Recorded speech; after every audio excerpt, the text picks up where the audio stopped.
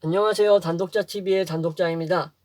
네, 이번 시간에는 예전에 한번 다뤘던 존 로크라는 영국의 경험주의자, 그가 주장했던 사유재산 옹호에 대해서 설명을 드리고 마무리하도록 하겠습니다. 네, 예전에 한번 말씀드렸을 때는 백지설, 타뷸라 라사와 그리고 1차 성질, 2차 성질에 대해서 말씀을 드렸었는데 지금 생각해보니까 사유재산 옹호에 대해서는 언급을 하지 않았더라고요, 제가. 그래서 이렇게 추가적으로 영상을 올리게 되었습니다. 이 존 로크 같은 경우는 그 근대 시민혁명 시기에 살았던 사람인데, 중요한 거는 이 사람의 생애보다 우리에게 이 사람이 주장했던 여러 개념들이 훨씬 더 많이 알려져 있고 훨씬 더 유명하다라는 사실입니다. 그리고 현대에도 많은 영향을 미치고 있는 건 당연하고, 그리고 이 지금 말씀드릴 사유재산 옹호라는 것이 그 당시에 중산층, 부르주아 계층들에게 새로운 어떤 인식의 전환, 그리고 혁명적 생각에 불을 붙이는데 기여했다라는 것이 정말 중요한 부분이므로 지금 이렇게 설명을 해드리고자 합니다. 자, 그럼 사유재산을 어떻게 옹호를 했을까? 딱 얼핏 들었을 때는 무슨 뭐 색깔론이나 뭐 보수 그리고 진보 이런 차원의 좌우파 논리 같은 냄새가 날 수도 있어요. 네, 그렇게 생각하시는 분들도 있을 거예요. 네, 그렇지만 절대 그런 내용이 아닙니다. 자, 말 그대로 우리가 이러한 소유, 어떠한 재산을 소유하는 데 있어서 그것의 정당성을 어떻게 부여받냐를 설명한 내용이기 때문에, 혹시라도 그러한 뭐 극단적인 정치적 색깔이 드러나 있는 거 아니야 라는 생각을 하시는 분들이 있으면 걱정을 안 하셔도 됩니다. 자, 그러면 설명을 해드리도록 하겠습니다. 노동과 토지를 이렇게 나눠서 볼 수가 있어요. 사유재산 옹호론에서 토지 같은 경우는 로크의 입장에서 신이 인간에게 한마디로 제공해 준 겁니다. 신이 준 거예요, 인간에게. 그리고 이 신이 인간에게 준 토지는 중요한 게 있어요. nothing이에요, nothing. nothing? 무. 아무것도 없다고? 이게 무슨 말이야? 라고 생각하실 수 있는데, 이 nothing이라는 것은 현재 어떠한 것도 만들어내지 않고 있는 상태라고 보시면 됩니다. 진짜 아무것도 없는 그냥 그 땅 그대로의 상태라고 말씀드릴게요. 네. 근데 이러한 땅은 우리가 이러한 노동을 통해서 한마디로 가치를 창출하게 됩니다. 그러니까 이 노동이라는 것은 우리 인간이 행하는 일이자 행위이겠죠. 그렇죠? 노동은 인간의 행위니까. 그럼 이러한 노동의 행위를 통해서 우리는 이 아무것도 아니었던 토지에 가치를 창출해내게 되는 거죠. 창출. 예. 창출해내고 가치를 부여하게 되는 겁니다. 이 행위를 통해서. 그렇기 때문에 이러한 노동과 토지가 결합을 하게 된다라고 말씀을 드리는 겁니다. 이게 핵심인 거예요. 그러면 우리는 일을 하면서 이렇게 토지에 가치를 부여하고, 우리는 한때 이제 아무것도 아니었던 그냥 땅 그 자체가 가만히 있었던 그냥 말 그대로 놀고 먹고 있었던 그 땅을 개간하게 되죠. 개간하고 비옥하게 만들죠. 노동을 통해서. 그쵸? 그러니까 이 nothing이라는 것, 아무것도 없었던 이 토지는 아무것도 없지만 레이턴트한 상태라고 보시면 됩니다. 그러니까 포텐셜이 있는 거예요. 잠재. 잠재는 갖추고 있지만 잠재라는 것은 겉으로 드러나지 않죠. 네, 사실상. 기미라는 것을 눈치챌 수는 있지만 잠재는 현실태로 드러나 있지는 않습니다. 그쵸? 네. 이것은 또 뭐 아리스토텔레스의 뭐 사원인설을 나중에 또 말씀드릴 기회가 있으면은 이 잠재적인 것이 어떠한 것인지 또 말씀을 드릴 텐데, 뭐 그것은 지금 핵심이 아니니까 일단 중요한 것은 토지라는 것은 신이 인간에게 주었을 때 그 당시는 아무것도 아닌 상태, 그냥 잠재 요소만 들어있는 상태인 거이죠. 그죠? 근데 이 잠재적인 요소를 어떻게 꽃피우는가? 그것이 바로 인간이 가지고 있는 노동력, 노동의 행위를 통해서 이러한 토지의 잠재성이 이제 꽃봉오리가 이제 개화하듯이 이렇게 가치가 창출되고 드러난다라는 것을 얘기를 하는 겁니다.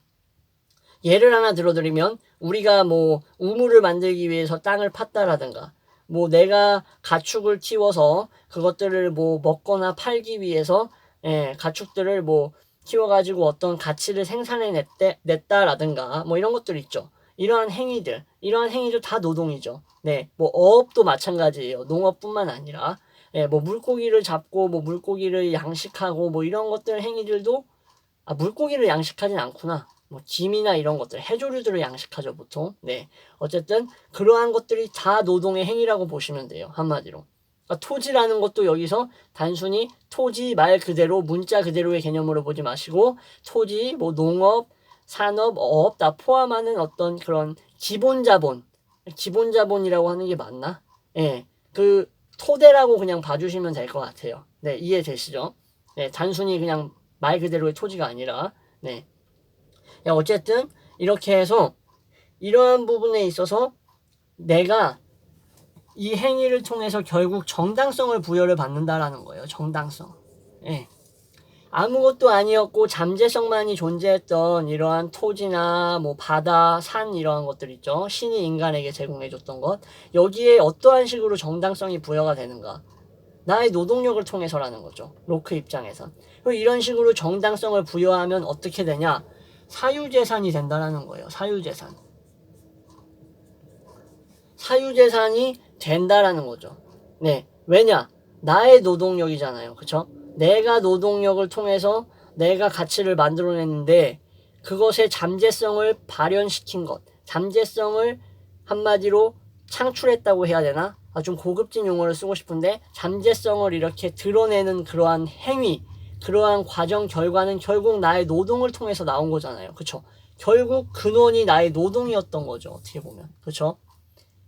예, 이해가 되시죠? 이러한 가치 창출의 이러한 근원은 노동이었다라는 게. 이것 자체가 바로 내가 왜 내가 재산을 소유해야 되는가, 내가 이것을 왜 내 것이라고 주장할 수 있는가에 정당성을 부여하는 거예요. 이게 이제 어떻게 되냐면 나중 가면은 이제 의심을 하기 시작하는 거예요. 사람들이.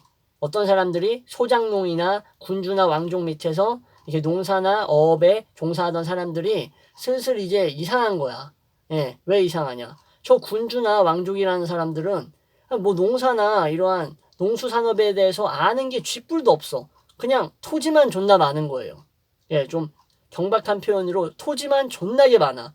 그리고 노동력을 부릴 수 있는 그러한 뭐 한마디로 말씀드려서 신하들은 엄청 많아. 근데 진짜 핵심적인 게 뭐냐?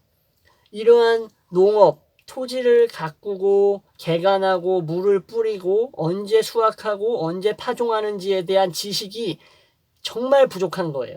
예, 실질적으로 그 일선에서 농사를 짓고 있는 그러한 소작농들에 비해 이러한 군주나 귀족 계층들은 아는 게 진짜 없는 거예요. 당연하겠죠. 그쵸? 지들은 그냥 토지만 가지고 있을 뿐이고 이것은 자기들이 소유하고 있는 그러한 어떠한 노동을 제공한다라고 해야겠네. 예, 제공하고 있는 이러한 신하들이 잘 알고 있겠죠. 많이 심어봤을 거 아니에요. 그쵸? 지겹게 심어보고 지겹게 수확했을 거 아니에요. 그죠?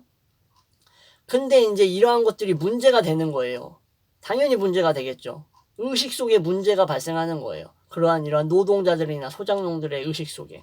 내가 왜 이렇게 기술도 있고 농업에 대한 지식도 있는데 기술과 지식을 보유한 내가 왜 이거를 내 걸로 가지지 못하는가에 대한 생각을 자꾸 하게 되는 거예요. 예, 의문이 드는 거지.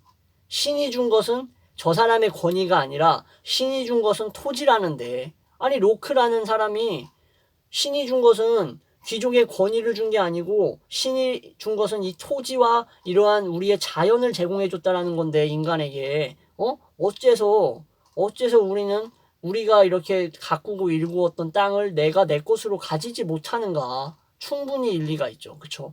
그것이 이제 사회계약론을 형성을 하고 시민이 의회를 만들어서 결국 그 의회를 통해서 우리가 통치받고자 하는 그러한 입헌군주제를 형성하는 데 있어서 지대한 영향을 미치게 되는 겁니다. 영국 사회를 이제 한정지어서 말씀드리면 왜 영국 사회만 한정짓냐? 로크가 영국 사람이었으니까 로크의 이제 입장에서 말씀을 드리는 겁니다. 그렇게 해서 결국 광범위한 토지를 소유하고 있는 그러한 귀족들은 소유할 권리가 왜 발생하는가에 대해서 전혀 의문을 갖지 않고 당연한 것이라고 생각을 해왔지만 결국 이러한 신흥 자본 계층가들 한마디로 우리에게 부르주아라고 익숙하게 알려져 있는 이러한 계층들은 결국 이거에 대해서 이제 반감을 가질 수밖에 없었던 거고 이러한 것들로 인해서 결국에는 이러한 부나 어떠한 재산 축적이 중산계층에게 점점 이제 뭐라 그래야 될까? 이행되고 있었기 때문에, 부가 이행되어 가고 있었기 때문에 결국 이제 시대의 흐름이 변하고 이제 한마디로 혁명이 일어나게 되는 것이죠. 예. 그러한 도화선이 됐다라고 보시면 되는 거죠. 이러한 사유재산, 옹호가, 예, 로크에. 나중에 이제 이러한 부르주아 계층들이 진짜 이 로크의 사유재산 옹호에 대해서 엄청난 찬양을 보냅니다. 예, 진짜 거의 뭐 교리처럼, 예, 독실한 신자에게 있어서 교리처럼 받아들이게 돼요.